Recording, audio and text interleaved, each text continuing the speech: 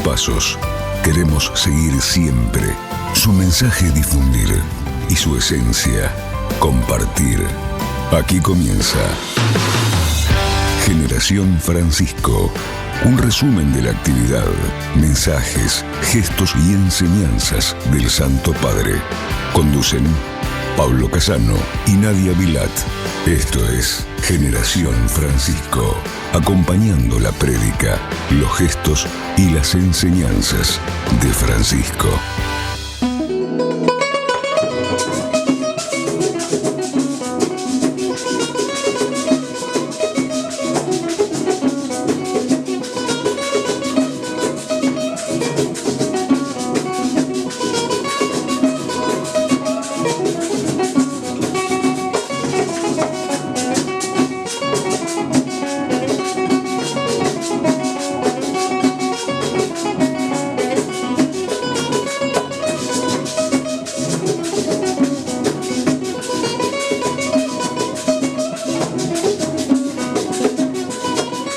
Hola, ¿cómo están? ¿Qué dicen? Un gusto volver a encontrarnos. Como cada fin de semana, gracias por la compañía. Ustedes son la razón de que nosotros hagamos este programa. No tendría sentido que lo hiciéramos si no pudiéramos tener este contacto virtual, aunque más no sea para compartir algunas cosas en torno a Francisco. Porque estamos en Generación Francisco, por Radio Corazón. Bueno, y en la melodía de la introducción escuchábamos algunos compases de Morenita Caprichosa, música típica de Panamá. Porque hoy, en nuestra recorrida musical, para conocer un poquito y aprender a amar a la patria grande, visitamos Panamá, la tierra del canal, ese famoso hito de la ingeniería humana que atraviesa el centro del país y une los océanos Atlántico y Pacífico, para crear una ruta marítima esencial, que ha sido a veces una bendición por los ingresos que produce y otras una cruz para el pueblo panameño, debido a las ambiciones imperialistas.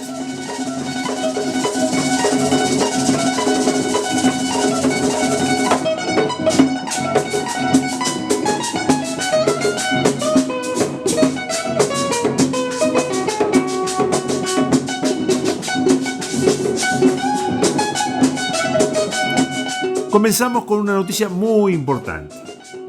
Fue presentada la lista de los participantes en la primera sesión de la 16ª Asamblea General Ordinaria del Sínodo de los Obispos, que, como sabemos, se realizará del 4 al 29 de octubre 2023, y luego una segunda sesión el año siguiente, ¿no? El tema ya lo conocemos: por una iglesia sinodal, comunión, participación y misión. Es el sínodo de la sinodalidad. Y el objetivo: un momento de renovación profunda, de escucha al Espíritu para buscar juntos el bien de la Iglesia. El sínodo de la sinodalidad. La asamblea estará conformada por un total, por lo menos en esta lista, de 363 miembros, aunque posiblemente se amplíe hasta cerca de 400, con derecho a voto, de los cuales algo más de 400, 85 son mujeres, 54 de las cuales tendrán derecho a voto. O sea, por ejemplo, habrá allí casi 30 mujeres que podrán participar como asistentes, como peritos, como colaboradores. Con opinión, pero sin voto. 2 de las mujeres con derecho a voto figuran entre los presidentes delegados. Se ha tratado de incluir una representación de todo el pueblo de Dios.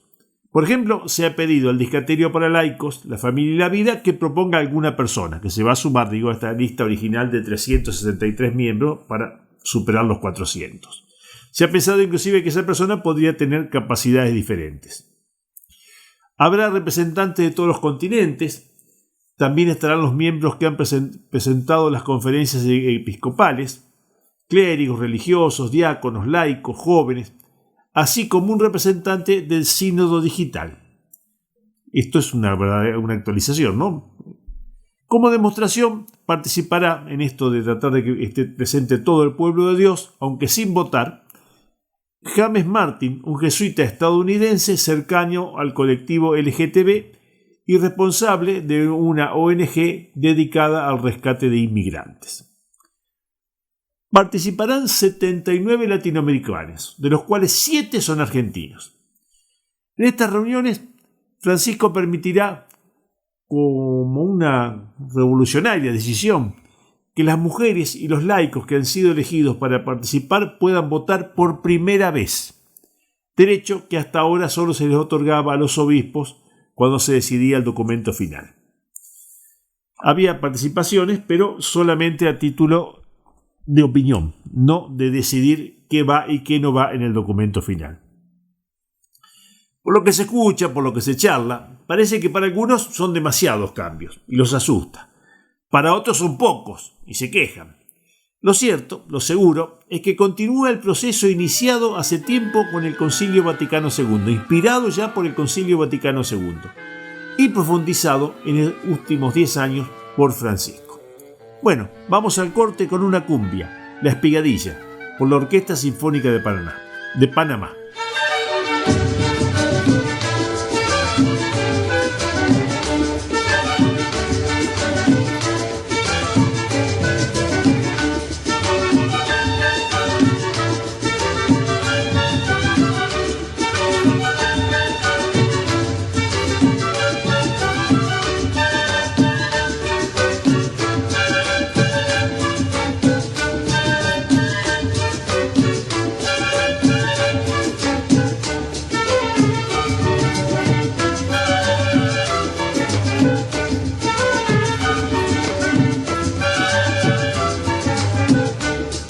Estamos compartiendo Generación Francisco, siguiendo los pasos de un grande.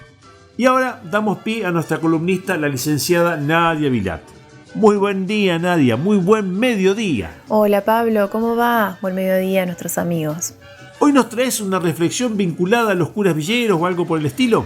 Bueno, continuamos con nuestro pequeño espacio dedicado especialmente a nuestra patria, sus 40 años de democracia y las reflexiones que nos ayudan a mirar y a mirarnos para asumir juntos los desafíos que este tiempo nos presenta. Y en este marco, el 9 de julio es una nueva ocasión para interpelarnos. En este caso lo hace el equipo de curas de villas y barrios populares de Buenos Aires y Gran Buenos Aires, que de una u otra manera siempre nos están provocando una nueva reflexión, siempre vinculada a la acción. Esta vez emitieron un documento en el que vuelven a decir nunca más a la interrupción de la democracia, pero al mismo tiempo hacen una crítica descripción de la situación social. Subrayan que los derechos humanos hoy son ineludiblemente derechos sociales y que la democracia no debe dejar a nadie afuera, y denuncian a su vez que las y los pobres se volvieron casi invisibles para la agenda política y mediática cuando no son objeto de declaraciones insensibles que denotan violencia y aporofobia, que significa rechazo y desprecio hacia las personas pobres. El texto lleva la firma de 44 sacerdotes católicos de la capital y los municipios del conurbano bonaerense, encabezados por Gustavo Carrara, obispo auxiliar de Buenos Aires, y el padre Pepe Di Paola, presidente de la Federación del Hogar de Cristo. En este tiempo electoral, el resumen de lo que queremos expresar es: no se olviden de las y los pobres. Al analizar la coyuntura social, los sacerdotes afirman que hoy vemos que la brecha se agranda, que hay al menos 40% de pobres, la mitad de los trabajadores sin derechos, precariedad en el acceso a la vivienda, barrios enteros donde sus vecinos resisten como pueden al narcotráfico, que amenaza llevarse su tesoro más preciado, sus hijos e hijas adolescentes. Denuncian también que hay miles de personas viviendo en la calle, y sabemos bien que la calle no es un lugar para vivir. Por todo lo anterior, dicen los curas villeros, se respira un ambiente de resignación, de conformismo, como que esto es así y no se puede cambiar. O tal vez, lo que es peor aún, la aceptación de la idea de que algunos nacieron con más derechos que otros. También expresaron su preocupación porque ven a las dirigencias de diversos ámbitos desconectadas de la vida de las mayorías, envueltas en internismos buscando ocupar espacios de poder. Y si bien valoramos profundamente la vocación política, debe ser una política no solo para el pueblo, sino con el pueblo, arraigada en sus comunidades y en sus valores, también los religiosos. Reclaman una presencia inteligente del Estado en los barrios populares y reconocen que si bien hay políticas que se enfocan al cuidado de los más frágiles, las mismas resultan insuficientes. A modo de propuestas, los curas villeros entienden que por una parte urge consolidar y profundizar los programas de cuidado que organizan la comunidad para la reconstrucción del tejido social y para abordar la pobreza multidimensional. Y hay que profundizar estos caminos: tierra, techo y trabajo y reconstrucción de la comunidad. Otra vez, dicen, el pueblo argentino debe volver a saber que es posible alcanzar una tierra para trabajar, para construir un techo y así cuidar de una familia.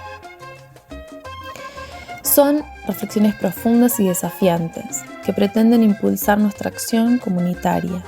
Miremos los rostros de nuestros hermanos que aún esperan vivir en una patria donde la tierra, el techo y el trabajo sean para todos y trabajemos juntos para conseguirlo. Bueno amigos, hasta la semana que viene. Los curas villeros nos parecen un ejemplo de iglesia en salida, comprometida con la realidad. Política con el pueblo, una verdadera definición. Tierra, techo y trabajo y reconstrucción de la comunidad. Perfecto, ¿eh? Gracias Nadia, hasta la semana que viene si Dios quiere. Aquella tumba fría, donde yacen los restos y el cuerpecito de mi sobrina. Como vendoras flores adornan aquella tumba fría, donde yacen los restos y el cuerpecito de mi sobrina. Viste recuerdo las ilusiones que hacía mi hermano con su Ilianita, que este destino le había mandado. Triste recuerdo las ilusiones que hacía mi hermano con su Ilianita, que este destino le había mandado. Estamos compartiendo Generación Francisco. Y seguimos en nuestro programa radial Generación Francisca. Durante la pausa compartimos traiciones del destino. Y ahora continuamos dialogando. Y como estamos en marcha, en camino, caminando, hacemos nuestro pequeño aporte al Pacto por las Familias promovido por Francisco, difundiendo algunos conceptos sobre el lugar de la familia en la sociedad, en el espacio público, con el inestimable aporte de nuestro columnista invitado, el doctor Ferré, que como saben es abogado, es mediador, magíster en Doctrina Social de la Iglesia por la Universidad de Salamanca. Hola Carlos, buen mediodía, ¿cómo estás?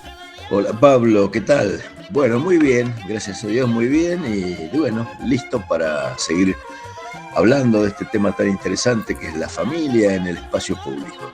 Bueno Carlos, vamos al tema. Por favor, tomate un minuto para retomar el hilo de lo que venimos conversando antes de introducirnos en el tema nuevo. Bueno, en programas anteriores veníamos conversando acerca de la familia como núcleo fundamental de la sociedad y cómo era o debía ser su actuación en el espacio público y qué lugar se le concedía en el espacio público a la familia.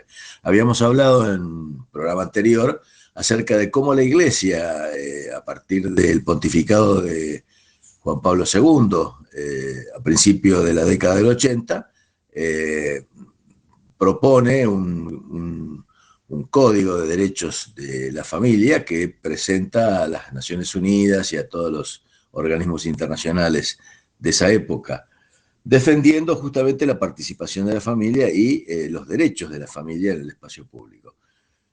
Pero también decíamos que en ese momento justamente empieza en el mundo un proceso de lo que se llamó luego la revolución neoliberal y el paradigma que empieza a asistir a todas las situaciones de tipo social es el tema del individualismo. Y el individualismo evidentemente choca contra esta concepción de familia o contra toda concepción, digamos, comunitaria, ¿no es cierto? Y también va de suyo que en este proceso de individualismo también el consumismo aporta, digamos, otro grado de diferenciación entre los miembros de familia, porque, por ejemplo, el marketing, que generalmente estaba dirigido a la compra familiar, es decir, la familia actuaba como una unidad económica en cierto modo, porque en la familia se decidían cuáles eran las compras que se iban a hacer y en qué orden y según los recursos que la familia tenía. El marketing empieza a estar dirigido a cada uno de los integrantes de la familia, sean chicos, grandes, adolescentes, ancianos, mujeres, varones, y esto evidentemente transforma la decisión que antes era una decisión comunitaria en pujas personales por quien, bueno, va a tener derecho a tener o comprar algo nuevo para sí mismo, ¿no es cierto?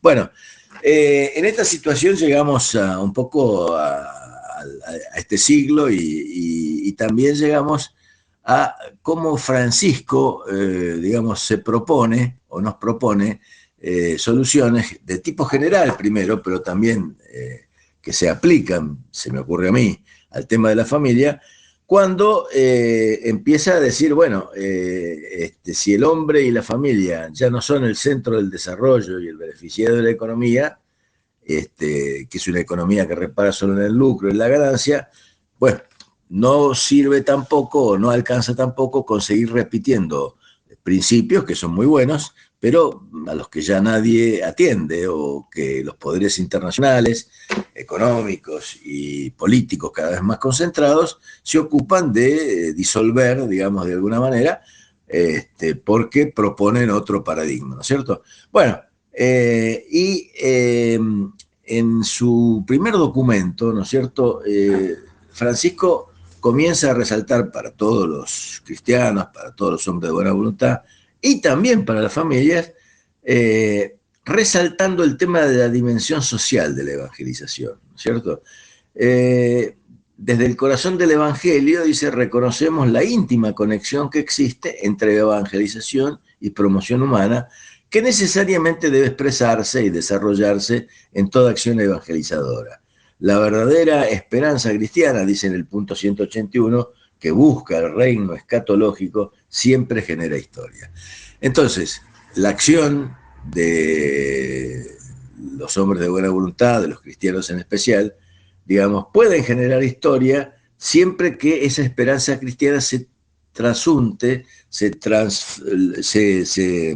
digamos, se haga realidad con la acción, ¿verdad? Y es lo que propone de alguna forma Francisco a partir de todo su pontificado. Es decir, sigue tomando los principios de la doctrina social de la Iglesia, por ejemplo, en torno a la familia, pero le dice, bueno, pero transformémoslo en acción, no solamente en la repetición permanente de cuáles son esos derechos, sino en una acción que haga posible que esos derechos se hagan realidad. Entonces, en este sentido, dice que todo lo que se refiere al orden social y a la obtención del bien común es una responsabilidad propia de todos los hombres de buena voluntad, de todos los cristianos, y yo digo también de toda la familia. Todos los cristianos, dice, también los pastores están llamados a preocuparse por la construcción de un mundo mejor. Y dice que que no deja de ser signo de esperanza que brota del corazón amante de Jesucristo y al mismo tiempo une el propio compromiso que ya se debe encarar el tema en el campo social, ¿no es cierto?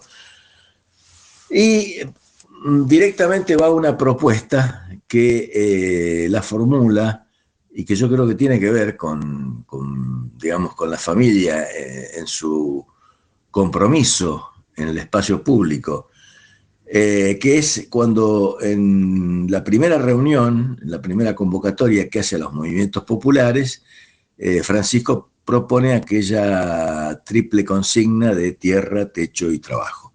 Y fíjense cómo lo dice en ese discurso, dice, algo que cualquier padre, cualquier madre, está hablando de la familia, ¿no?, quiere para sus hijos, un anhelo que debería estar al alcance de todos, pero que hoy vemos con tristeza cada vez más lejos de la mayoría, que es tierra, techo y trabajo. tierra, techo y trabajo, eso es por lo que ustedes luchan, sus derechos sagrados. Reclamar esto no es nada raro, es la doctrina social de la Iglesia. Es decir, que me parece que la superación de la situación que comienza a vivir la familia como una de las últimas instituciones que es atacada por este sistema individualista, ¿no es cierto? Y que tiende a su disminución, su destrucción, o por lo menos la disminución de su poder o de su poder en el espacio público, es asumirse como uno de los posibles, como uno de los verdaderos actores en este tema de pelear por la tierra, techo y trabajo. ¿De qué manera lo harán? Bueno, tal vez quede para un próximo programa. Muchas gracias. Gracias, Carlos. Interesante, ¿no? Para ubicarnos respecto de este nuevo paradigma que nos quieren vender. Para ubicarnos en el contexto histórico en el que tenemos que actuar para defender y fortalecer a la familia y las orientaciones concretas sobre cómo hacerlo. Paramos unos instantes antes de nuestro cuarto y último bloque escuchando Que Viva Panamá, un arreglo para marcha.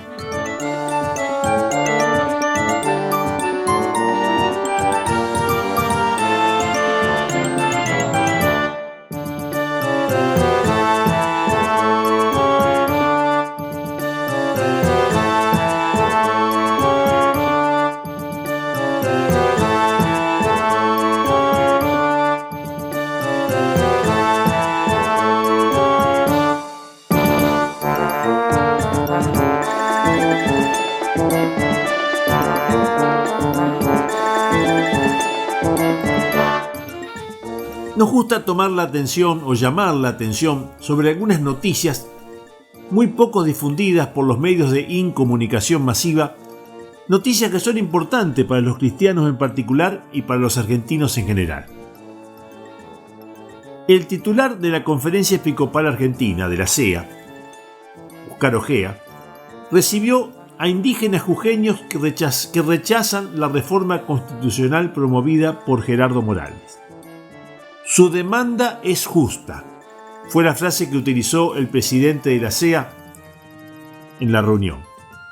Los originarios que llegaron a Buenos Aires son referentes de un movimiento indígena amplio, conocido como Tercer Malón de la Paz, que se oponen a la iniciativa del gobierno de Jujuy, avalada por los legisladores de las bancadas tanto de Cambiemos como del PJ. Fue determinante para el encuentro de Ojea y los indígenas la intervención del secretario general de la Unión de Trabajadores de la Economía Popular, de la UTEP, Esteban el Gringo Castro, un amigo también del programa, quien estuvo presente en la reunión en la Casona de los Obispos. Una de las definiciones de Ojea, que los delegados no olvidan y mandaron a reproducir por todo Jujuy, involucra al Papa Francisco. Está al tanto de nuestros problemas. Y que, como bien dice en su encíclica Laudato Si, debe haber consulta previa, libre e informada a los pueblos originarios.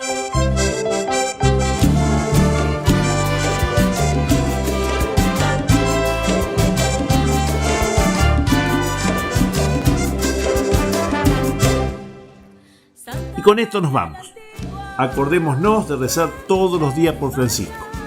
Y por el sínodo también, el sínodo de la sinodalidad, esta nueva experiencia que estamos viviendo, aunque a lo mejor se nos pase un poquito desapercibido. Gracias por la compañía. Será hasta la semana que viene, si Dios quiere, sábados y domingos a partir de las 12:30 horas. Hacemos mutis con la canción compuesta para la celebración de los 500 años de la elección de la primera diócesis de Tierra Firme, la primera diócesis de América, Santa María la Antigua, patrona de Panamá. Chau, chau.